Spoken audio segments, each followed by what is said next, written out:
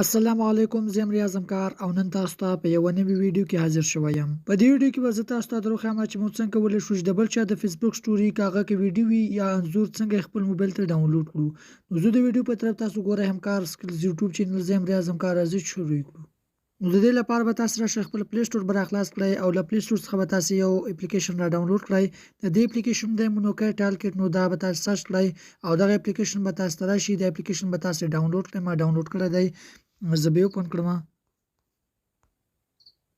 کله چې دا اپلیکیشن تاسو اوپن کړئ نو له تاسو سره دا ډول صفحه راخلاصیږي. نو دلته تاسو ته ښکاري لاګین ویت فیسبوک، په همدې باندې به تاسو کلیک وکړئ او دا به تاسو پورته ښکته کنټینیو وهئ، هغه هم تاسو وهلی شئ، خو زه به سکیپ کړم.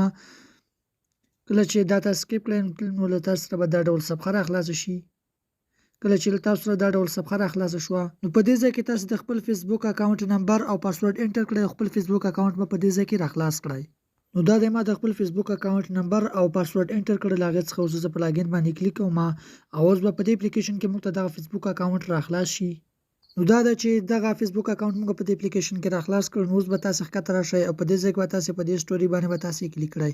کله چې مو په دې باندې کلیک وکړ نو دلته به تاسو سره ټول سټوریان راشي. که چیرته تاسو سره دلته کومه سټوري رانغله نو تاسو کولی شئ چې دلته تاسو سرچ کړئ، د ملګري نوم ور سرچ کړئ، نو دلته به تاسو سره د هغه سټوري هم راشي. ما ته تیار سټوري راغلی ده، زه غواړم چې یوه سټوري ډاونلوډ کړم. زه په دې باندې کلیک وکړم. نو دا ویډیو دلته تاسو سره ښکاري. نو په دې ځای کې تاسو ته دغه د ډاونلوډینګ نښان ښکاري، په همدې باندې به تاسو کلیک وکړئ او دا سټوري به اوس له موږ سره ډاونلوډ شي. نو ښکته تاسو ته ښکاري چې دا له موږ سره سیو شوه. زه به اوس راشم ګیلرۍ ته. نو دا د زه اوس ګیلري راخلاصوم او په دې کې دغه لومړی ویډیو تاسو ته ښکاري چې دغه ویډیو موږ ته ډاونلوډ شوه. تاسو په دې طریقې سره کولی شئ چې د هر چا د فیسبوک سټوري ډاونلوډ کړئ، که هغه ویډیو وي یا انځور، تاسو په دې طریقې سره ډاونلوډ کولی شئ. که ویډیو مې خوښه شوې ویډیو ته لایک ورکړئ، زموږ چینل هم سبسکرایب کړئ.